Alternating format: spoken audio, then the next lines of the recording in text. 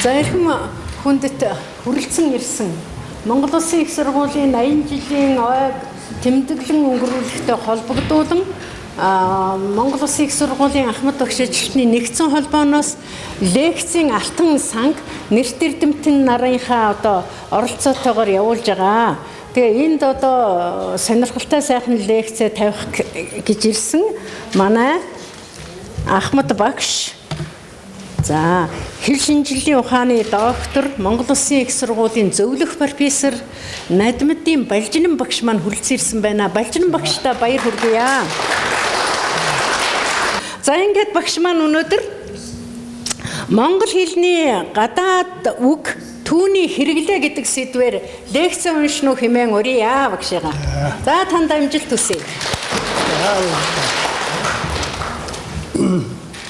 За энд хүрэлцэн ирсэн эрдэмтэн багш нар, хамт ажиллаж байсан багш нар, хамт ажиллаж байсан ажилтнууд одоо эрдэм номын ширээнд суугаад ном үзэж байгаа залуу шав нартай энэ өдрийн мэндийг дэвшүүлье. Номын агаар дүүрсэн энэ Монгол Улсын их сургуулийн дуу танхимд бид нэр хорон цуглаж ингэж байгаад би их баяртай байна. За тодорхой шалтгааны улмаас бид нар бас бие биентэйгээ уулзаж чадаагүй байсан. Одоо ингэж бололцоо гарсан учраас уулзаж байна. Баяртай байна. Маш их баяртай байна. За ингэж монголчууд эрт цагаас дэлхийн олон оронтой холбоо харилцаатай явж ирсэн учраас тэдгээр улсуудын хэлнээс монгол хэлэнд олон үг орж улмаар монгол хэлний үгийн санг улам баяжуулсаар ирсэн байна. Одоо ч баяжиж байна. Аливаа улс үндэстний хэлэнд харь хэлний үгийг зээлдэн авах асуудлыг тухайн орны бодлогоор зохицуулж байдаг байна. Ер нь монгол улсыг бичгээр Европын хэлний үгийг зөв бичих, түүнийг дүрмжүүлэх асуудал зөвхөн монгол улсын эрдэмтдийн анхааралд байсан төдийгүй гадаадын монголч эрдэмтэд судлаачид энэ асуудлыг ихэд сонирхож энэ талаар олон тэмдэглэл зохиол бүтээлдээ бичиж ирснийг дурдж байна. За үүний нэг жишээ гэвэл Монгол улсын активч Цэндийн Дамжин Сүрэнгүй хичээл билгээ гаргаж хэлвчгээ хөгжүүлэх гэдэг өгүүлэлдээ Европ дахинаас бид автоном интернационал машин музей пролетар дараагийнх нь феодал за ийм үгнүүдийг авч байна. Цаашид бид Европын хэлнээс энэ метр үгнүүдийг авах болно. Гэхдээ үүнийг далимдуулж хамаа ус одоо үгнүүдийг оруулж монгол хэлээ бас одоо янз бүр болгох хэрэглээнд байхгүй үгээр одоо дүүргэхийг хэвчихгүй гэж одоо ингэж актив сургасан байна. Энд бол эндээс үзэхэд монгол хэл бичигт байнга хэрэглэгдэж байх Европ гаралтай үгийг давын өмнө тухайн үед тогтоож байсан байна. Энэ бол 1933 онд хэвлэгдсэн ном байгаа юм. Энэ тэмдэглэсэн байна. За одоо монгол хэлэнд англи, араб, грек, герман, латин, орос, перс, санскрит, төвд уйгур, франц, хятад, япон зэрэг 30-аад улсын хэлнээс орсон үг монгол хэлний үгийн санг баяжуулсаар байна. Монголчуудын өдөр тутмын хэрэглэгдэж байна. За энэ юутай холбоотой вэ гэхээр монголчууд өөрсдөө их оюунлаг, интернационалч байж за боловсралтай хүмүүс болохыг харуулж байгаа юм аа. Эдгээр үгс монгол хэлэнд шууд болон дам байдлаар орсон. Шууд гэдэг нь болохоор ерөөсөө тухайн хэлнээс монгол хэлэнд орж ирсэн үгийг шууд орж ирсэн үг гин. Дам байдлаар гэхээр нэг хэлээр дамжаад монгол хэлэнд орж ирсэн үгийг дам гэж хэлнэ. За тэгэхээр дан байдлаар орж ирсэн Европын хэлний үг гэвэл маш олон байгаа. За тэр дамжуулсан хэл нь болохоор орос хэл байгаа. Орос хэлээр дамжаад орж ирсэн ийм юунууд байна. Харин 90 оноос хойш орж ирж байгаа үгс бол англи хэлээс шууд монгол хэл ярианд нэвтрэн орж хэрэглэгдэж байна. Ер нь монголчууд үед гадаад хэлний үгийг хэл ярианд олонтой хэрэглэдэг. Тэр тусмаа ярианд бол тун чадамгай хэрэглэх өвөрмөц авьяас бэлэгтэй ийм хүмүүсээ. Гэхдээ ярьж буй хүн чухам ямар хэлний ямар үгийг хэлж байгаагаа тэр болгон мэддэггүй. Тэгээд ч тэдгээр үгний зарим нь монгол хэлний зүгээр дүрмжин хэрэглээнд ороогүй. Зөвхөн амаас амдамжин явсаар одоо тухайн хэлээр ярилцагч хүмүүс ч сонсоод ойлгохгүй болсон ийм гадаад үг монгол хэлэнд олон байна. За жишээлбэл гадаа зогсоолдор зогсож байгаа хүн машиныхаа юуг хамрыг сөхөд ингээд юм ухаад ингээд зогсож байгаад хажуугаар нь явж байсан таньдаг жолооч нь яагаа вэ гэж асууна. Тэгэхээр астаачр авахгүй байна, астаачр авахгүй байна. Астаачрдаа ерөөсөө асахгүй байна гэж ингэж хэлнэ. Тэгэхээр тэр сонсож байгаа хүн бол шууд тэрнийг ойлгоно. Хажуугаар нь явж байсан хүн ч гэсэн ойлгоно. Ингээд яг хөхөр тэр гадаад үг монголчууд ерөөсөө өөр хоорондоо юу яаж дамжуулагч байхгүйгээр шууд хэлнэ. Тэгэхээр start гэдэг үг бол бидний англи хэлний эхлэл гэсэн утгатай ийм үг. Аливаа үйл хөдөлгөөнийг эхлэх гэж. Тэн дээр орос хэлний тэр гэдэг нөхцөлийг залгаад starter гэсэн ийм үүсгэсэн байна. Тэгээ тэрний монгол хүн яриандаа юу гэхээр астаачр бас хол байгаа үз. Энэ ийм болгож. Тэгэхээр гэтэл эдүгэ хэлбэр ерөнхий байдлаараа монгол үгнээс огт ялгагдахгүй болтлоо өөрчлөгдсөн гадаад үг ч монгол хэлэнд олон байгааг зөвхөн гарлын талаас нь тайлбарлаж танихаас өөр арга байхгүй. За жишээ нь одоо баруун одоо хөрш орос улсын одоо нэр орос хэмээх үг анх грек хэлний урус гэсэн ийм үг байдгийн байна. Энэ монгол хэлэнд орохоор орус гэдэг хэлбэрт болоод орсон. Тэгээ орус гэдгийг яагаад ингэж юм гэхээр эрг ийлэгч хэрэг хэлсэн үг монгол хэлэнд тэр болгон байдгүй. Тийм болохоор ард нь байгаа эрийн ард талд байгаа гişгийг урагшлуулж хэлдэг. Тэгээд урус гэдэг үг эхлээд үүссэн байна. Тэгээд яг хөхөр зэрэг энэ явсаар орус гэж. За тэрний явсаар байгаад орос гэдэг үг. Ингээд ерөөсөө гişиг зогсох ёсны дагуу ийм үг үүссэн байна энэ. Тэгээ энийг бас хүмүүс хэлдэг л дээ. Гүн ч одоо яахаараа ингээд монгол хүн орсоо гэд ингээд одоо хүүхдийн нэрэлчихдэг юм бэ гэж.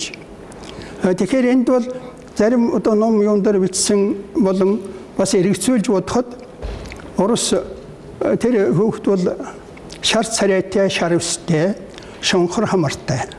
Тэгээд аав ээж нөгөө тэрнийг хараад ачигтэй орос хүнтэй одоо зөөрлөж бодоод орос хэдэг нэр одоо хайрлсан байх юутай ийм одоо явдал байсан байж болно.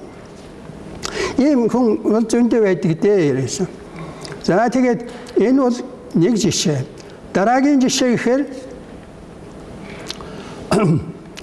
ийм үг байна. Хятад хүнд ингээд цонх гэд ингээд хэлэхээр ерөөсөө толгоос ихсрээд яахгүй. Банкуудын багш гэд манад байсан да.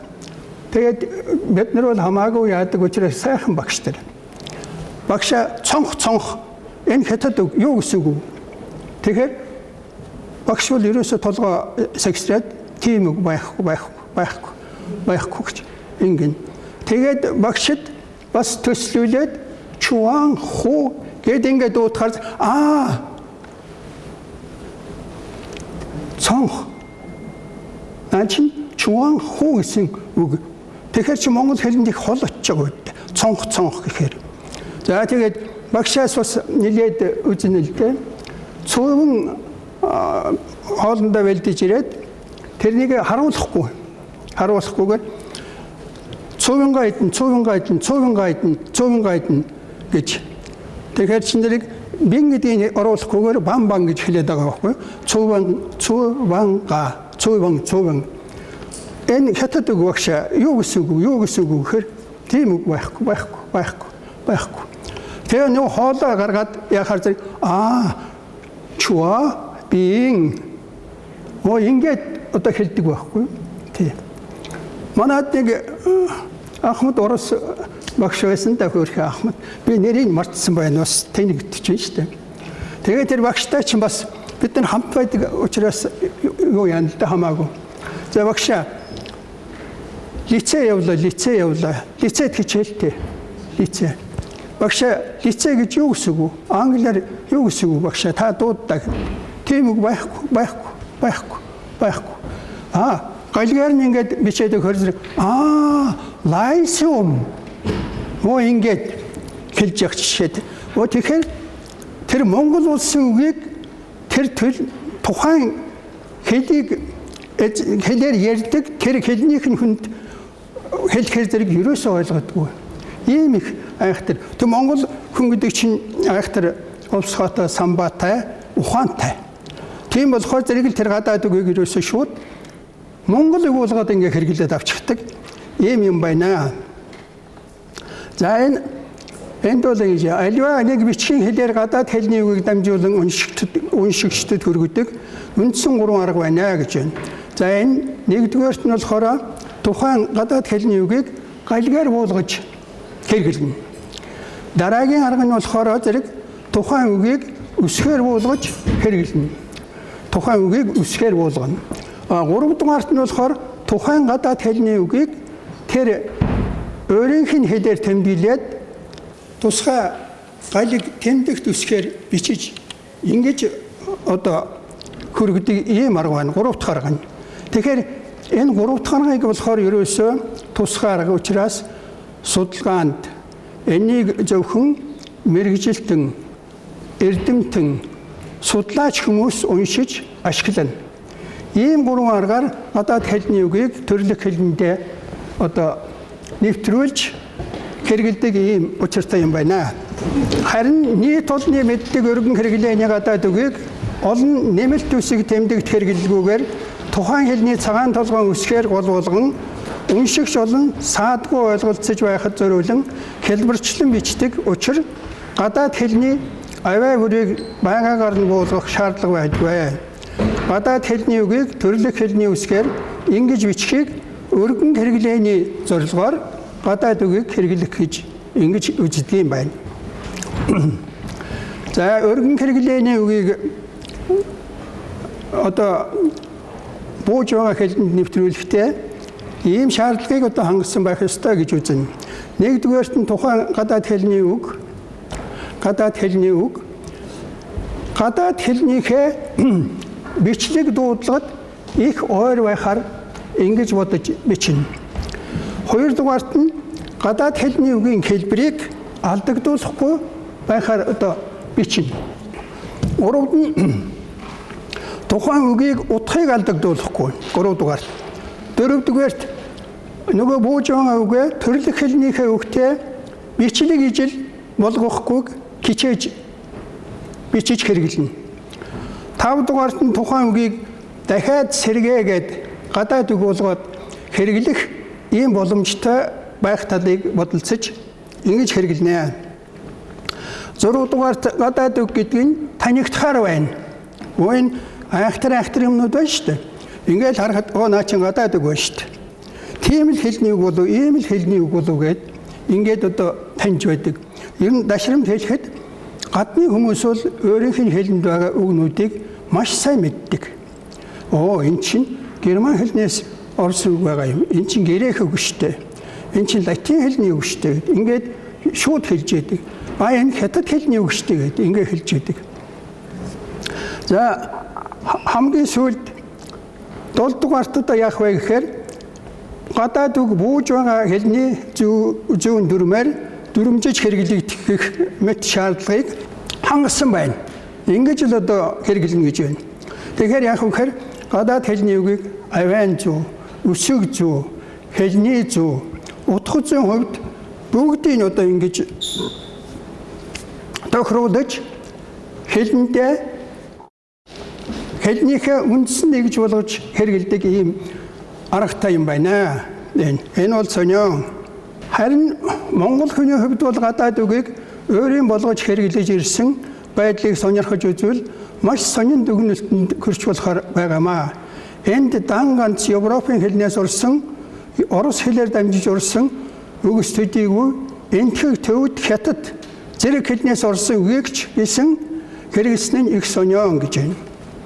За жишээлбэл гадаа жолооч нар машинда бас жоохон юу хийгээд нэгэндээ 16-гийн нагтнаа багж дотроос аваажрээ гэж. 16-гийн нагтнаа тэгтээ тэдүүл хэлэхдээ ногтнаа гэж хэлдэг юм. За 16-гийн ногтнаа багаж дотроос аваажрээ. Тэгэхээр нөгөө сонсож байгаа хүн юу гинэ гэж асуухгүй шууд очиод 16-гийн өмсгөл тайрдсан түлхүүрийг аваад ир. Их метр ингээд ойлголцчихно. Тэгэхээр ногтна гэж яаж ийм вэхээр ногт гэсэн үг байгаамаа. Монгол хэлний ногт, хазар ногт гэдгийг бид нар мэднэ. Энэ бол одоо адуу малын толгойд өмсгөж ингэж ногтлоод дараа нь ирвчийн уйдаг ийм юу. Тэгэхээр тэр өмсгөл түлхүүр гэдгийг яадаг юм гэхээр зэрэг орсоор накидной ключ гэнэ. Тэрнийг дээрээс нь ингэж аваачиж ингэж дээрээс нь аваачиж өмсгөөд тэгээд эргүүлнэ. За ингээд боохор бол яана, суллахаар бол эсрэг ингэж эргүүлнэ. Тэгэхээр монгол хүн өөрийнх нь ахуй амьдралд байдаг тэр зүйлийн хэлбэр тэгээд бас утга гэх үдэ. Тэр утгыг бодоод гадаад үгийг ингээд хэрэглээд тэн дээр нь буулгаад ингээд хэрэглээ явж байгаа. Ийм учир юутай юм байна. За ийм жишээ бол зөндөө байна дөө. Жишээ нь одоо ажлын гутал гэвэл одоо бид нар бакал гэдэг байгаа. Тэгтэл цаанаа орос үг нь бахили гэсэн ийм үг байгаа. За дараа нь камер гэсэн үг байна. Эрзийн олгооч гэдэг юм уу ийм юу байгаа. Бас камера гэдэгтэй айж адилхан үг байна. За гэх мэт уучлаарай. Энэ санскрит хэлний панчали гэсэн ийм үг байна. Энэ банзал гэсэн үг. Энэ хувцас. Лам хүмүүс энэ юунасаа бүсхинээсээ доошоо ингэж ягаад эндээ уйчаад ингэж өмсдөг. Бөхсөн биеийн өмсгөл нэр нь бөхсөн биеийн хувцлагч гэж хэлнэ. Ингэж энэ байна. Тэгээ одоо энийг яаж яах вэ зэрэг монгол хэлэнд бас айхтар хэрэглэнэ тийм. Энэ ийм үг байна. За тэгээ брит гэдгийг бритгэл гэж байна. Булгаар гэдгийг булгаар гэдгийг булгаар гэж байна. За хамгийн сүүлд одоо англи хэлээс орж байгаа брэнд гэсэн үгийг яах вэ гэхээр зэрэг монгол хүн ерөөсөө монгол үг болгоод брэнд. Гэхдээ энийг бид нар төдийгүй хөдөө малчны гэрт ааруулхруудаа ингээд одоо янз бүрийн идэ хийгээд одоо сууж байгаа юм ихтэй. Энэ бол миний брэнд. Энэ манай хотны брэнд. Гэхдээ тэгж хэлж байгаа байхгүй. Тэгэхээр чин зэрэг энэ гадаад үгийг нь төвийнхэн хэрэглэн, мэддэг нь хэрэглэн ихийн арга байхгүй.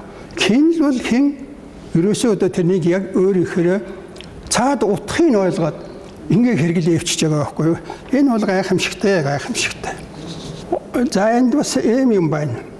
Цөөн үедээ богино үгийг бараг хэвээр нь хэлээд хэвшүүлчихэж байна монгол хэлний. За жишээ нь англи хэлний болт гэдэг үг байна. Болт. Нөгөө яг энэ чангалдаг эрэг болт. За орос хэлний гайк гэдэг үг байна. Энийг шууд ерөөсөө хэлнэ. Энэ бол хинч мэдхээр. За франц хэлний газ гэсэн үг байна. Энийг бас адилхан газ. Харин арай өөр хэлбэрээр машины одоо хийг нэмээд хүчийг нэмэх ийм юу болохоор хааз гэдэг үгээр ингээд орлуулад монголхон хэлээд хэрэгэлдэг болоод ингээд явчихж байна. Сумны хонго тэрнийг гээлцгэн. Тэр нь болохоор герман хэлний хөлсэй гэсэн үг юм байна. Тэрнийг монгол хүн тэг хөлсэй энэ төр гэхгүйгээр шууд гээлц. Тэгээд одоо ингээд хэлээд хэрэглээд явчих жишээтэй. Энэ бас сонио. За монгол хүн гадаад үгийг сурамгаа хэрэглэж үгээр тоглоом хийх. За энэ хэлний шинжилт болохоор тэр каламбура гэдэг ийм нэр томьёо байдаг. Үгийн наадам тэр үгнүүдийг одоо юу яагаад тийм тоглоом болгоод тоглоод ингээд байдаг.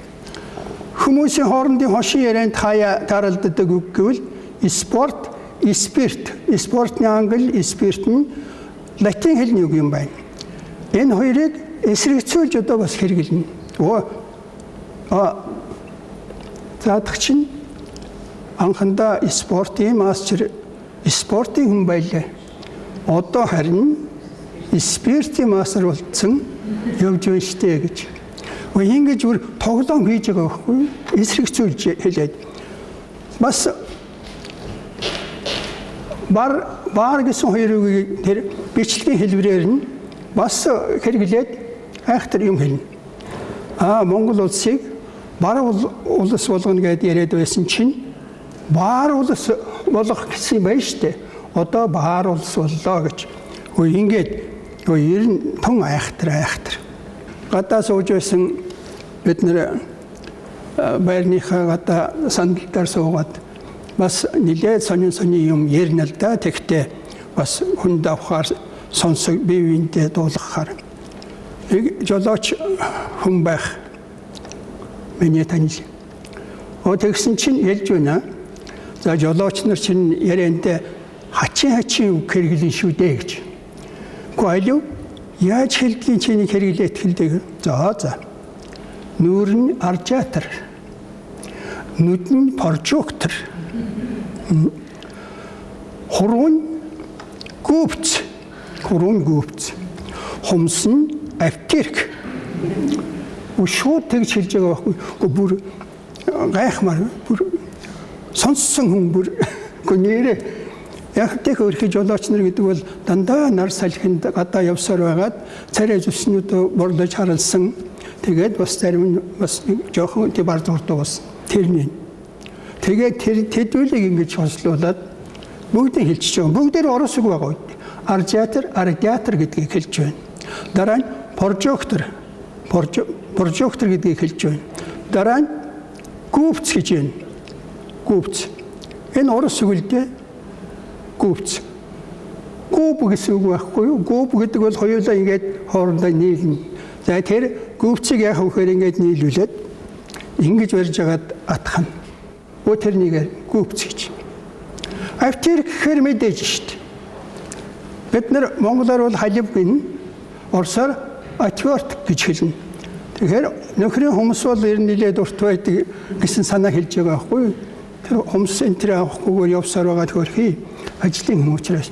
Тэр бол ерөөсөө маргийн одоо хасах. Тий, хасах юу бол ерөөсөө ингээд яг эргүүлэхэд гаргаад ирнэ. Эсвэл буцаага чангалчих гэсэн ийм санаагаар. Ингээд хэлээд өөр гайхмаар за та нар шир хачин юм хэлдэг юм байна хэлнэ шүү дээ. Та нар хэлдэг байхад чи бид бас хэлнэ шүү дээ гэж. Тэгээд тоглоом хийгээд өөдөөс ийм болж байгаа юм. За монгол хэлэнд орж идээшлиг болсон санскрит төвд үгсийн хувьд гэвэл хэрэглээний тодорхой хүрээтэй. Энэ бурхны шашны холбоотой үг гэллэг байна. Гэхдээ орчин үед төвд санскрит үг монгол хэлний нэрийн санд ихээхэн үүрэгтэй байсан цаг үе нэгэнтд өнгөрсөн байна. Нэрийн өмнөх үед төрсэн хүүхдүүдэд нэр өгөх нь зөвхөн хүрээ хийдэд шавлан сууж байсан лам хүний л үүрэг мэт байсан болохоор аль нэг төвд санскрит нэрийг хүүхдийн хүүсийг харгалзан өгдөг байсан гэж хэлж болно. Энэ. За жишээлбэл санскрит хэлний авирамид гэдэг үг байна. За энэ хэмжээшгүй, хязгааргүй гэсэн утгатай үг юм байна. Агван гэдэг төвд үг байна. За энэ болохоор хэлний эрхэт гэсэн утгатай их уран цэцэн үгээр ярьдаг, хэлдэг, хэлэмгээд олонгоо гэсэн юм утга юм байна л дээ. Ийм үг бичсэн байна. Алина гэдэг герман хэлний одоо Монголд байдаг нэрүүд байна шүү дээ. Энэ буянт гэсэн утгатай үг. Андре гэдэг грек хэлний үг байна. Эрэмгийн зоригт хүн, эрэмгийн зоригтон. Арьявал гэхээр одоо энэ санскрит үг байна. За энэ хутагт өршөөн сойрогч, нүдээр үзэгч гэсэн утгатай. Бид нар ч арьявал иманивад нёхон гэд хөрхи ахмад хүмүүс залуураад ингээд сууж байдаг. Тэр үгнүүд байна. За орос хэлний Борис гэдэг үг байна. За Борис гэдэг нэртэй монгол хүн зөндөө байгаа. Энэ бол алдрын төлөө тэмцэгч. Борьба гэдэг үгний үндэс байгаа байхгүй юу? Тэр алдрын төлөө тэмцэгч гэсэн утгатай ийм үг. Юуны санскрит хэлний Будда, Буд гэсэн үг байна. Буд. Энэ Будда гэдэг үгний эхний хэсэг нь байна. Энэ ухаантай гэсэн үг. Тэгэхээр Будда гэдэг үгийг төлөвчийг тайлбарлахдаа ухаан нь тэгшэрсэн цэцэн мэрэгэн хүн гэж ингэж одоо тайлсан байдаг. Тийм. Юу гэдгийг болохоор зэрэг Иесусыг болохоор зэрэг магна дээрээ тэмдэгтэй хүн гэж ингэж төлөвчийг тэмдэглэсэн байгаа. Аллах нөгөө Мухаммед бурхныг болохоор зэрэг Перхас шиг гэж оросоор тэмдэглэсэн байдгийг. Захиргаалагч. Тийм. Зарилэг буулгагч гэсэн утгатай. Тэгэхээр Будда гэдэг маань тийм учраас Буд гэдэг үгний хагасны явж явах юм байна шүү дээ. Ийм байна. За Владимир гэхээр зэрэг эийг эрхэмлэгчл гэж байна. Хятад хэлний Мужен гэдэг үг байна. Энэ бол ийм нэртэй монгол хүн бас байгаа. Энэ модны дархан эийг нийлүүлэгч гэсэн утгатай. Утгаар монгол хүн хүүхдтэй өгдөг нэр юм байна. Модны дархан. За Япон хэлний нөгөө хакуха гэдэг үг байна. Хакуха. Манай багш нар л одоо юу яаж өгсөн үг шүү дээ. За энэ цагаан бүр гэдэг байна. Хятад хэлний хуушаан гэдэг үг байна. За энэ хөхийн лам хүнийг бол хуушаан гэж хэлдэг юм байна. Тэгэхээр лам хүн гэсэн утгаар хүүхдэд хуушаан гэдэг нэрийг монгол хүн өгдөг ийм учиртай юм байна шүү. За би нутгийнхаа Озака Тэрнэпүүжигийн нэрийг энд оруулсан. За тэр юу гэхээр зэрэг нарлаг пүүжи уул гэрэлт пүүжи гэсэн утгатай үг гэж надад манай түрүүн сууж байсан багш нараас хэлж өгсөн. Энэ гэх мэт. Тэгэхээр энд яаж яах вэ? Монгол хүний орос нэрийн тухайд гэвэл бас их сонирхолтой гэж байна. Энд бол Монгол газар ажиллаж байсан тэр ач тустай эмч байсан, агрономч байсан, инженер байсан, техникийн ажилтан байсан тэр хүмүүсийн нэрийг одоо таньдаг хүмүүс учраас хүүхдтэй өгсөн байгаа юм. Ялангуяа эмч тийм хүмүүсийн нэрийг өгсөн байдаг энд. За энэ Алексей гэж нэр байна. Энийг монгол хүн хэлэхдээ ерөөсөө Элески гэж хэлнэ. Алексей гэж хэлэхэд хэцүү юм байна л дээ. Элески.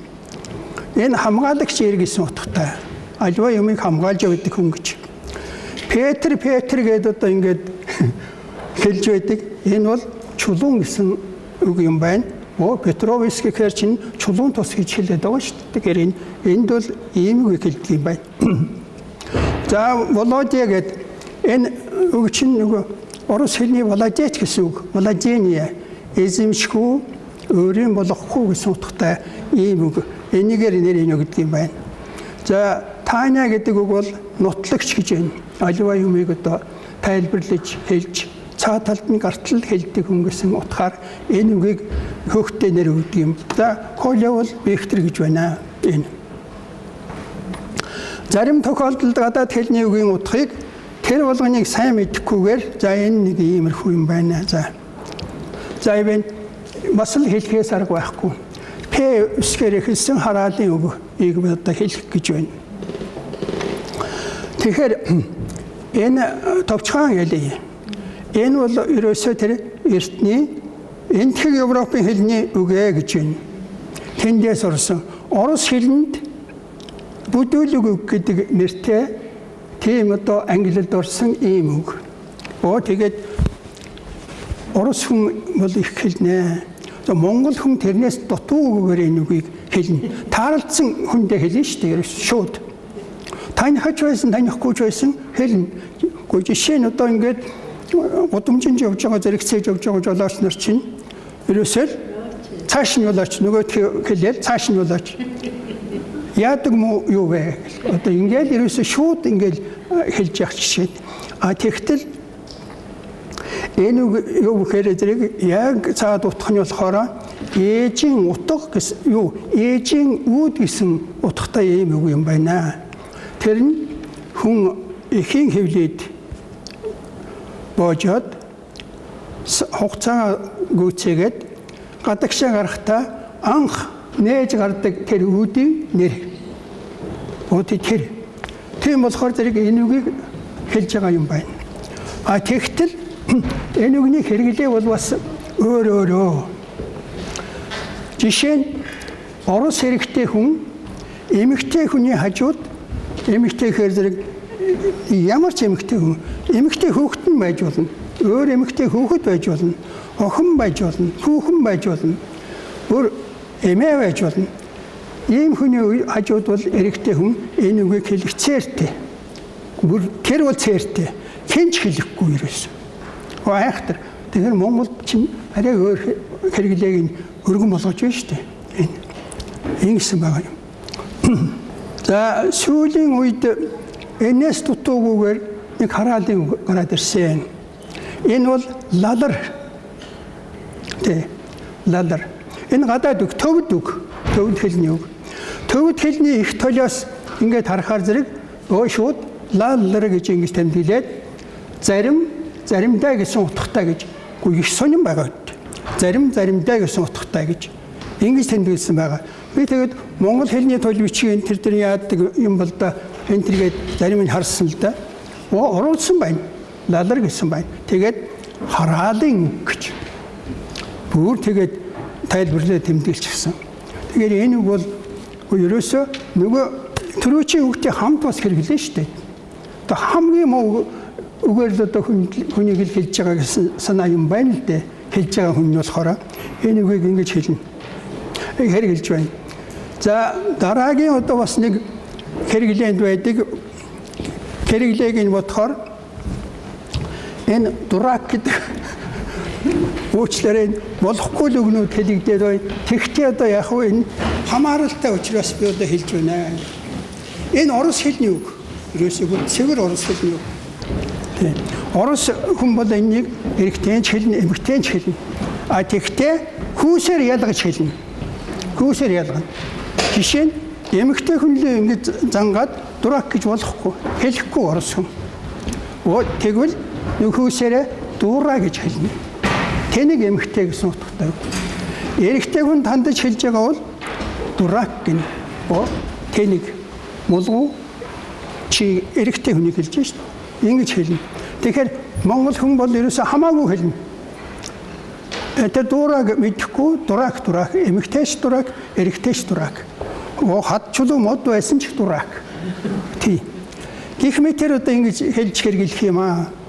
Тэгэхээр энийг хэлж байгаа учир нь юу вэ гэхээр энэ ийм үгийг л одоо хэлэхгүй хэрэглэлээ гэхэд хэрэглээг нь бодож ийм хэрэглэхгүй бол хамаагүй хэлэхээр нэгээ дуурайж хэлэхээр зэрэг ерөөсөө тэр үгийн утга цаана илэрхийлэгдэхгүй юм байна. Ийм айхтраа. Гадаад үгийг монгол хүн гадаад үгийн яг цаанаас нэвтэрсэн утгаар хэрэглэхийн зэрэгцээгээр энэ үгэндээ монгол хэлнээс нь шилжсэн утга гаргаад утгыг шилжүүлээд бас яриад явчих нөө. Жишээ нь бантан гэдэг үг байна. Энэ хятад үг бантан гэж. Шөлтөө нэг төрлийн хоол. Тэгтэл одоо монгол хүн яах вэ гэхээр зэрэг бантагнах, бантагнуулах, бантан болгох. Бантагнуулах гэдэг нь болохоор За ярьж хэлж байгаа зүйлээ учир утгагүй болгож байна гэсэн санаагаар ингэж одоо хэрэгжилж байна. Энэ бас гайхамшигтай. Зууралдсан гэсэн бантан ихний зууралдсан хоол шүү дээ. Тэгэхээр зэрэг хамаагүй ийм юм хэлж байна гэсэн ийм юм хэлэх юм байна. За мануал гэдэг одоо энэ үг байна. Англи хэлний үг юм байна. Латин хэлний үг юм байна. Тэгэхээр энийг монгол хүн хэлэхдээ бол мануэл гэж хэлнэ. Мануэл. Машины мануэл. Мануэл гэж. За энэ машиныг эргүүлэн асаадаг ийм хэрэгсэл гэдэг утгаар байхад харин за хуралд ороод ирлээ. Мануэл авлаа да. Мануэлдэж л одоо гаргалаа. За энэ бол загнуулах, буруу зүйл хийснийгээ төлөө хэлүүлэх, яриулах гэсэн утгаар монгол хүн ингэж хэлдэг юм байна. 90 оноос хойш Монгол улс зах зээлийн харилцаанд шилжин орсноор монгол хэлний үгийн санд англи хэлний олон тооны үг цутхан орж ирлээ. Эдгээр үгсийн заримыг монгол хэлэнд бэлэн байгаа үгээр хэлж бичиж болох байсан ч гисэн тэгсэнгүй. Үүний шалтгаан бол төрөлх хэлний бодлого алдагдсан, зохицуулдаг газар байхгүй, эмх замбраагүй хэрэглээ газар авсан, урдхай бүгдийг нь хуучин хэмээн үзэж устгах улсантай холбоохоос өөр аргагүй ийм юм байгаамаа. Жишээ нь одоо ухаанд банкн тээллэр гэж хэлж л байна. Гүн чинь өмнө нь байсан нэрв гэдэг үг байж л байгаа шүү дээ. Нэрв. Тэгэхээр заавал тээллэрээр хэлнэ. За одоо энерги гэдэг үг байна. Монгол хэлэнд бол энерги гэж цахилгаан энерги. Тийм. Тэгтэл одоо энэ англи хэлнийхэн дуудлагаар энержи гэдэг одоо ингэж оролцоод ирж байгаа жишээтэй. Офис гэдэг үг байна. За энэ мөн цаана нь болохоор ажлын байр гэж болно, ажлын газар гэж болно. Өмнө нь хэрэглэгдчихсэн контор гэдэг үг байна. Энэ латин хэлний. Энийг хэрэглэхгүйгээр шууд ингэж оруулж ирж байна. Change гэдэг үгийг их өргөн хэрэглэж байна. Сүүний change, мохны change, ноолуурын change, модны change хоёр нь одоо хэлэхгүй юм байхгүй. Тэгээд энийг нэг төрлийн ажилд мэрэгчсэн хүнийг одоо change гинэ гэж. Тэгтээ цаана нь болохоор яг л дамчин байгаа байхгүй юу? Ерөөсөө дамчин шүү дээ. Нэг авсан газраас үн нэмээд дараагийн хүнд өгч байгаа тэр дам хийж шүү дээ. Дамч. Тэгэхгүйгээр сайхан нэр өгөөд жинхэнэ утгыг бас алдагдуулж хэрэгжилж байгаа байхгүй юу? Тэр яг бас хүнийг төөрөгдүүлж байгаа гэсэн санаа юм уу да. Тийм. За монгол хэлэнд удаан хугацаанд одоо хэрэглэгдэж байсан. За би энэ гуанз гэдэг үгийг хэлэх гэж байна. Улаанбаатар Тэраяра гуанз, аймгийн төв Тэраяра гуанз, сумын төв Тэраяра гуанз.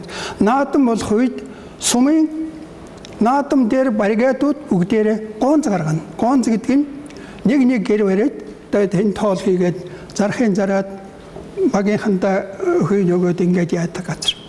За энэнийг мэдхгүй хүн ерөөсөө байхгүй. Одоо энэ манай энэ хүүхдүүд бол гуанз гэхээр зэрэг мэдхгүй дээ. Мэдхүү. Сайн байна шүү.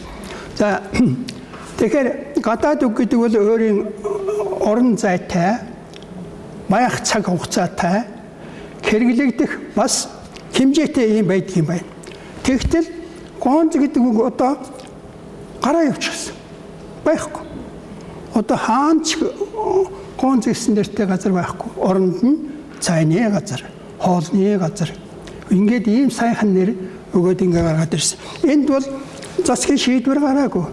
Сонин хэвлэлүүдээ бичиж гаргаагүй. Харин нөлөөлөх нэг юм нь юу байсан бэ гэхээр энэ өвөр Монгол руу явж байсан хүмүүс гуанзыг хоолн гэр гэдэг юм байна, хоолн гэр гэдэг юм байна. Тэгээд яриад байсан. Тэгсэн чинь манай хоолн гэр гэдгийг авахгүйгээр хоолны газар гоё байгаа. Хоолны газар, цайны газар. Ингээд нөгөө маань гараад явчихлаа. Тэ. Оронд нь Монгол үг тэр үгний байрыг эзлээд ингээд гараад ир. Энэ бол үгийн одоо хувь заяа гэдэг, гадаад үгийн хувь заяа гэдэг бол бас ийм учиртай юм байна. За кафе гэдэг үг байна. За энэнийг цайны газар гэж байна. Бензин колонк гэдгийг шатхуун түгээх газар гэж байна. Станц гэдгийг хоёр янзаар хэлээд байна. Станц хэвээр нэг хэлж байна. За жишээ нь цахилгаан станц гэж хэлэхгүй бол цахилгаан өртөө гэж болохгүй. 3 дугаар цахилгаан өртөө, 2 дугаар цахилгаан өртөө, эрдэм мөрөнгийн цахилгаан өртөө гэж болохгүй юм байна. Харин төмөр замын өртөө гэж хэлнэ. Тийм. Төмөр замын өртөө гэж хэлнэ. Тэгээ хэрэглээ нь бас салаалаад өөр хэлбэртэй болоод ингэж гадаад хэрэглэгддэг юм байна. За энд л ийм үг байна. За та нарын мэддэг үгнүүд байна. Кил гэдэг үг байна. Кило гэдэг. Тэгэхээр энэ бол яг жинхэнэ цаад монгол үг нь болохоор зэрэг энэ жин гэсэн үг. Жин. За энэс үүлэг үүсгэхээр жинлэх ингэж хэлнэ. Тэгтэл монгол хэлний төлөвчид энэ гадаад үгийг киллэх гэд бас оруулсан байдаг байхгүй юу? Би өөр гайхаад байдаг. Гэхдээ ямар сони юм. Яахаар ингэж оруулсан юм бол та гэж киллэх гэд. Кило гэдэг тэр гадаад үгийг тэгээд оруулсан. Энэ. За тэр дараагийнх нь яах вэ тэр. За энэ үгнүүд бол мэдээж юмнууд байна. За та нар эндээс хараад яанууд те. За онцлог үг гэхээр энэ тэнд мотел гэсэн үгнүүд байж байгаа. Мотел. Юуны урд талд бол дэнж арайвчдэр хөмхий дээр байна лээ. Бөмбөрийн баруун талын юун дээр мотел гэж биччихсэн. Тэгэхээр энэ бол юу гэхээр зэрэг ерөөсөө унаатаа яваа, замд яваа хүмүүсийн үйлчлэгээ авах, хоноглох газрыг мотел гэж хэлнэ гэж тайлбарласан. Хоёр нийлээд мотел болсон юм байна. Мотел. Мотор. Тел гэдэг нь хаус гэдэг. Хотел гэдэг үг хоёр нийлүүлээд мотел болгож. Ийм байдлаар тэгэхээр энэ хөдөө орон нутагт энэ тэнд явж байгаа хүмүүсийн үйлчлэгээ үзүүлэх юм газар байх нь шүү дээ. Улаанбаатар хотын гудамжинд мотел байхтай яах вэ гэдэг чинь. Тэгэхээр энэ үйлчлэгээ хэрэглээ байх ёстой газар энэ гурвуулаа хоорондоо зөрчилж байгаа. Ийм үг байх юм да. За ерөөсөө монгол хэлэнд байгаагаараа хэрэглэгдэхээр инженер, комбайн, механик, механизм, команд, компьютер, болтоо, телевиз, микрофон, радио, трактор гэдэг олон үгийг хэвээр нь хэрэглэнэ. Энэ үг бол дэлхийн олон хэлэнд байна. Тэгтээ тухайн улсын хэлний зүгээр хэлбэрчээд ингэж хэрэглэгдэж явдаг юм байна. Тэгэхээр монголд чинь монгол хэл бохирдож байна, бузарлж байна гэж гадаад хэлний үг. Тэгээ яах вэ гэхээр зэрэг тэр байтугай пест явж байгаа шүү дээ. Төдөн жилийн дараа монгол хэл мөхөх юм гэж. Тэгээ одоо бид нэр энэ ярьж байгаа юу бол байхгүй болно гэсэн үг байх л да. Тэгж гоо яах вэ? Бас халаглаж болгоомжилж байгаа сайхан ч гэсэн тэр дагуулж яг бодит байдлыг жинхэнэ дүгнэж хэлэхгүй байгаа нь бас харамсалтай байна. За сүүлийн үед радиогоор орчуулж болох гадаад үг гэд манай багш нараас явуулж байгаа. Тэр сайхан одоо нэвтрүүлэг явж байгаа. Тэгтээ зарим юмд одоо анхаарахгүй бол бас болохгүй. Тэгээ юунд анхаарах ёстой юм бол гэдгийг л би ийм юмд бодоод байгаа юм л да. Аливаа үг гэдэг бол цаана эзэнтэй. Эзэн гэдэг нь тэр үг бол овогтой гэсэн үг. Энэ орос хэлний үг, герман хэлний үг, франц хэлний үг, англи хэлний үг гэж ингэж одоо хэлэгдэх ёстой. Тэгэхээр тэр үгийг гарлын бас цухас тэмдэглэх ёстой. Тэгээд ийм үгийг яасан л да. Баригад гэдэг үгийг авсан. Энэ франц хэлний үг. Тэгээд энийг юу гэж хэлсэн бэ гэхээр ерөөсөө одоо тэр социализмын үед хэрэгжилж байсан баригадыг одоо хэрэгжилж байгаа баг гэдэг үгээр л орчуулаад хэрэгжилж хад ерөөсөө болохгүй юм байхгүй болно гэж. Тэгээд тэгж хэлж байсан. Тэгэхээр эн чинь болохгүй юм байна. Баригад гэдэг нь цаана тайлбар нь юу вэ гэхээр зэрэг цэргийн анги нэгтгэл аж ахуйн газрын нэгж хэсгийг баригад гэнэ. Өөр юм хэлэхгүй гэж байна. Хэлэхгүй гэж байна. А тэгтэл нөгөө баг гэдэг үг нь юу вэ гэдэг ингээд монгол хэлний тайлбар тойл юм уу? Эсвэл одоо монгол орос хэлний тайлбар толиос ингээ харахаар зэрэг Монгол улсын засаг захиргааны хамгийн бага нэгжийг баг гэнэж. Гэхдээ тэгэхээр ч болохгүй юм шүү дээ. Одоо бид нар ингэж болохгүй шүү дээ. Тариа баригад гэхээс биш тариа баг гэж хэлдэггүй. Хадлангийн баригад тийм ээ. Ногооны баригад одоо ингэн. За тэр тухайн цаг үеийн ажлыг зохион байгуулах одоо нэгдсэн хэлбэрийг хэлдэг юм байна л дээ. Тэгээд бодсон чинь тэгээ баг гэдгээр орчуулад ерөөсөө заавал орчуулна гэвэл багийн генерал гэж хэлэх юм болж гэнэ үү? Ийм санаа толгоонд бууж байгаа байхгүй. Тэгэхээр болохгүй юм шүү дээ. Баг гэдэг үг яг одоо бид нар бүгдээрээ хэлний улсууд учраас тэр тухайн хэлний иралэг байхгүй юу? Иралэг. Монгол хэлэнд л баг байна, өөр хэлэнд байхгүй гэсэн. Тэгэхээр тэрнийг тэгж хутгаж болдгүй юм байна. За энэ одоо зэрэгцээ хэрэглээтэй гадаад өгнөд нэг хэлний гадаад өгнөд гараад ирлээ. Клуб калаб гэж. Хоёулаа л одоо тэр англи хэлний үг байна л дээ. Одоо яасан. Тэгэхээр өмнөх үед болохоор клуб гэдэг гараад ирсэн. Тийм. Энийг яг хэмхээр зэрэг тэр калаб гэж ингэж бичигдсэн юуг нь уугаар яадаг юм байна гэдэг. Ерөнхий хэлбэрийн яагаад ингээд өгүүлээд авсан гэж би бодож байгаа юм л да. Клуб. Сумын клуб, аймгийн клуб, багийн клуб гэдэг ажилчны клуб гэдэг ингээд хэлээд байдаг. Одоо калаб гэдэг үг зэрэгцээ гараад ирсэн. Энэ хоёр үг зэрэгцэж хэрэглэж байна. Энерги гэдэг үг байна. Энэ чинь одоо цахилгаан энерги гэдэг одоо бид нэр хэрэглээд байна. Одоо энержи гэдэг тэр англи хэлнийхэн дуудлагаар шууд ингээд хэлээд хэрэглээд зэрэгцээ хэрэглээ явж байна. Гендер бас адилхан. Гендер гэдэг. Тэр гендер гэдэг нь болохоор орос хэлний хэлбэрээр ингээд ороод ирсэн. Гендер гэдэг бол болохоор зэрэг цаад хэлнийхээ дуудлагаар ороод ирсэн ийм үг байна. Энэ ийм үг байна. За тэг логистик гэдэг ийм хоёр үг бас энд хэлэгдэх ёстой.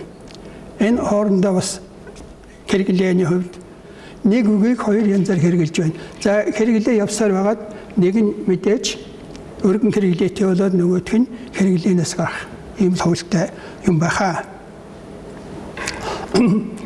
Тэгэхээр түрүүн хэлсэн монгол хэл сонирхлоо болрлаа гэх. Монгол хэлэнд дандаа гадаад үг байдаг. Ерөөсөө л одоо тэгэл үг аваад байдаг. Тэг ярьж байгаа үг нь болохоор дандаа гадаад үгээр ярьдаг гэж ингэж хүнд ойлгогдохоор ярьж байгаа байхгүй гадуур. За энд нэг жишээ байна. Тэгтэл монгол хэл гадаад хэлнээс үг авдаг, зөвхөн үг авдаг биш, гадаад хэлэнд бас үг өгдөг ийм хэл юм байна. За жишээлбэл Алдарт Дайлын тойл гэж энэ орос хэлний дөрвөн том тойл байгаа. Энэ тойл бичиг бол 200 мянган үгтэй. Том байгаа үт.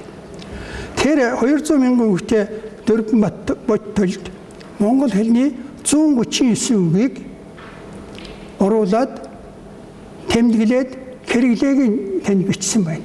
Тийм. Үүнийхээр бид ч бас өгдөг, авдаг ийм хэлтэй улс юм байна шүү дээ. Энд бас гоё байна. Тэр том хэлэнд байна. Тэрэн ярьсантай бас холбоотой энэ юм гарч ирж байна л дээ. Тухайн хэлэнд орж ирж байгаа гадаад үгийг, гадаад хэлний үгийг шахаж гаргах оролдлого одоо дэлхийн бусад орны хэлэнд гарч ирсэн байна. Жишээлбэл орос хэлэнд гарч байсан. Тэр нь бүтлгүй болсон жишээ байна. 19-р зууны ихэр Оросын зохиолч Шишков гэдэг хүн Франц хэлнээс галоши гэдэг үг орос хэлэнд орсон байна. Галоши. Голош гэдэг бид нар. Бидний тийм ээ. Галоши мэдгүй хүүхдүүдээ. Цастай, шавартай, нойтон жигтэй газар гутлынхаа толгоонд угладаг эрзэнэн углааш. Энэ бол галош. Ийм юм байна. Тэгсэн тэр Шишков гэдэг зохиолч орос хэлэнд галошиг авч Франц хэлнээс аваад ахтай яадаг. Орос хэлний үгийг наанаас нь тулгаад галошиг ерөөсөө хэрэглэнээс гаргачих гэж. Тэгээд энд ямар үг авсан гэхээр мокро ступи гэж ийм үг. Нойт гიშгэгч гэсэн үг л дээ. Нойт гიშгэгч. Энэ үгийг авъя гэж. Тэгсэн. За тэгж.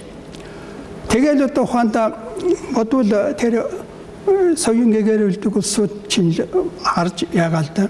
Ингээд хараад байсан чинь дэлгүүр хоршоо хүмүүс одоо хоорондоо галош хаан байна. Төдөн номерын галош байна уу? Галош авъя гэл ингээд яриад байгаа. Мокроступ авъя. Мокростоп хэдэн арчмаар байна. Тийм ерөөсөө хэлэхгүй. За тэгээд энэ бол болдгүй юм байна гэж. Ингэж. За дараа чинь юу гэхээр зэрэг нөгөө 200 мянган хүүхдэд толь бичиг зохиосон Альберт Дайл гэдэг хүн, толь зүйч хүн. Орос хэлэнд автомат гэдэг үг ороод ирсэн байна. Энэ латин хэлний үг. Тэгсэн гэдэг автоматыг оросоор яач. Тэгээд тулгуур хэлсэн үг нь живулия гэдэг үг. Живулия. Жит гэсэн үг. Жизнь гэсэн үг байна шүү дээ. Живулия. Энэ күнцэр, күн төстэй амьтаа голтой гэсэн ийм санаа. Тэгэхээр автомат гэхээр чинь тэрийг програмд оруулчихвал тэгэл тэр өөрөө ажиллаад байна шүү дээ. Тэр ингэж хэлье гэж. За энийг яа. Дараагийн үг нь болохоор энэ живулия гэдэг хар ярианы орос хар ярианы үг юм байна. Дараагийнх нь болохоор гимнастика гэдэг үгийг бас латин хэлнээс орос хэлэнд ороод ирсэн. Өмнөөс нь ловка силия гэж. Ловка гэдэг нь шалмгай гэсэн үг. Силия гэдэг нь хөдөлгөөн хүч гэсэн үг. Ийм үгээр ерөөсөө өдөөсөн тэгээд энэ үгийг гаргачихъя гэж. Тэгсэн за тэр дараагийнх нь ловка силия. Конкурсын оронд спорования гэж. Спорит гэдэг үг. Маргалдах, булаацалдан гэсэн юм үг. Тэгээд л одоо харж байсан. За яах нь вэ? Тэгээд нөгөө гимнастикч хэвээрээ конкурс хэвээрээ одоо ерөөсөө нөгөө хүмүүсийн санал болгосон үг ерөөсөө хэрэглэгдэхгүй орж ирсэн тэр гадаад хэлний үгээр яг тэр хэлэндээ одоо хэрэглэгдээд одоо ч гэсэн манай бидний хэлэнд галош байж л байгаа шүү дээ. Мөр дамжаад ороод ирсэн. Гимнастик байж л байна шүү дээ. Тэр конкурс байж л байна шүү дээ. Тэгэхээр чинь тэр ийм одоо хэл гэдэг бол ерөөсөө тэр нэвтрэгтэй их сонин хэрэглээний хувьд ингээд наанаас нь янз бүрээр одоо ингэж хүчээр яаж болдгоо юм байна. Нөгөө монгол хэлэн ч бас адилхан юу яасан шүү дээ. Нэг хэсэгтээ бид нар градус гэдгийг хэм болгоёг аль үзсэн хэм. Орой мэдээгээр чи 15 хэмээн дулаан хэм гэдэг яваад аник гайгүй шиг тэг явж ирсэн. За тэгсэн телевизийг чинь гарч явах үед нь бол зурагт гэдэг байлаа бид нар. Зурагт радиогоор тэгдэг байлаа. Тэгсэн нөгөө зурагт радио байхгүй телевизээр хэвээр болоод хэвээрэл болоо яваад гэсэн. За компьютерийг бас өөрчлөе гэж монгол үг тааруулъя гэсэн л дээ. Цахим тарих гэдэг нэр өгч. Тэгэхээр энэ ч одоо яг таарна монгол. За тэгээд нэг хэсэг хэлсэн бид нар ч хэлж явсан. Тэгсэн одоо тэр компьютерийг хэвээрэл хэрэглэгч байна. Микрофоныг бас өөрчлөн гэсэн. Энэнийг одоо тангадын олсон гол дээрэн санаачилсан байх. Дуу цацруулагч гэж хэлэхэд болохгүй юм байхгүй гэж. Тэгээд дуу цацруулагч гэж бодвол одоо хэлсэн байх. Тэгсэн байх. Микрофон. Тэр чинь цацдаг юм биш. Бас яадаг байх вэ? Хураадаг юм байна шүү дээ. Тэгэхээр энэ хэрэглээгийн зөвхөн нэг талын бодоод ингэж хий гэж болдгүй юм байна. За гадаад үгний хэрэглээр нь Монгол тойл бичиг энд одоо яаж тусч ирсэн бэ гэдэг товчхон юм байна энд. За шагжийн өсгийн дүрмийн тойл гэж 1927 онд хэвлэгдсэн юм юу байна. Энд Европын хэлний 140 үг байна. Мөн шагж гон Монгол үгний тайлбар тойл гэдэг тойл бичиг байгаа. За энд 150 үг орсон. Европын хэлний 150 үг. За цэвэл гон Монгол хэлний товч тайлбар тойл гэдэг ингээд сайхан тойл бичиг бий. Энэнийг тоолж үзэхээр 700 үг байна. Европын хэлний 700 үг. Шинжлэх ухааны активын энэ 2007 онд гарсан 5 бот тойл бичиг байгаа. Энд 995 үг байна. Энэ 995 үг. За Монгол хэлний зөв бичих дүрмийн журмалсан тойлд 875 үг гадаад хэлний үг тэмдэглэгдсэн байна. Төмөр цогоо багшийн Монгол хэлний үгийн гарлын тойл бичигт 1477 үг тэмдэглэгдсэн байна. За тэгээд багш бол энийг хэл тусвараар ингэж тэмдэглэсэн байгаа. Энэ за энэ зэрэгцээ тэг гадаад хэлэнд орос хэлний гадаад үгийн тойл гэж том тойл бий. За зузаанаараа бол ийм тойл. Энэ бол 19,000 үгтэй гадаад үгийн тойл гэж байна шүү дээ. Орос хэлний 19,000 үгтэй энэ. За ийм тойл байна. За Япон хэлний бас том тойл байдаг гинэ. Тэнд гадаад үг тэр каткан мөнгөж Япон хэлний гадаад каткан. Тэр үгүүдэ хичнээн байна гэдэг ингээд Япон хэлний хүмүүсээс асуухаар 25,000 үг Япон хэлний тойлд байдаг. Тэгээд энийг Япон улс Япон хэлний үгийн санд зохистой харьцаа 10% одоо каткан байгаамаа. Тийм учраас энэ зохистой харьцаа гэж үздэг юм а гэж ингэж хэлсэн байна. За дээрхтэй төстэй бас нэг юм байна. Энэ Монгол хэлний гадаад үгийн тойл гэж ийм тойл бичиг байгаа. Энэ тойл бичиг бол миний тойл бичиг. Ерөөс. За тэгээ энэ тойл бичигт ийм үг байна. За одоо энэ дөрөвдөх хэвлэлтний гарнаа. Энд 4165 үг өргөн хэрэглээтэй байгаа гэд бүртгэд оруулсан байна. Энд. За тойлд англи хэлний 253 үг байна. Орос хэлний 349 үг байна. Хятад хэлний 498 үг байна. Төвөд хэлний 817 үг. Санскрит хэлний 266 үг. Герман хэлний 109 үг. Грек хэлний 506 үг. Латин хэлний 394 үг. Англи хэлний түрүү хэлсэн юм байна. Франц хэлний 328 үг. Япон хэлний 57 үг. Герман хэлний 106 үг байна. Гэх мэт. Тэгэхээр эндээс ингээд үзэхээр зэрэг Монгол хэлэнд байгаа Монгол хэлний үгийн санд тэглээ уучлаарай. Монгол хэлний үгийн санд байгаа гадаад үгийн хэрэглээ зохистой байна гэж үзэх ёстой. Даваад хэтрээд явчихсан бидний зовоос юм байхгүй байна. За ингээд үг болдож хөр холдох нь баярлалаа. За та нар төвчээр гаргаж сонссон маш их баярлалаа.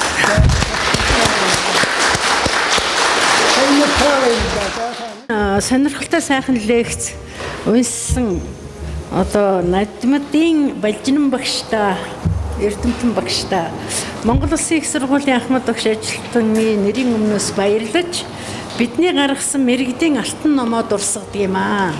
Энэ номонд байна багш маань одоо энэ дахиад хоёр дахь хэвлэлээ бид нар 200 гаруй нэрт эрдэмтнээ оруулна. Энэ ном бол 116 нэрт эрдэмтэн Монгол Улсын их сургуулийг үүсгэн байгуулсан ийм эрдэмт маань орсон юм. Одоо анх удаа хэвлэгдсэн ийм ном байнамаа. За дараа нь энэ багштай бид нар ийм морин хууртай алтан палаашаа бэлгэлж байгаа. Энэ лекц хурааж авч эндээ одоо хадгалаарай гэж. За энийг багштай бэлгэлье. За багштай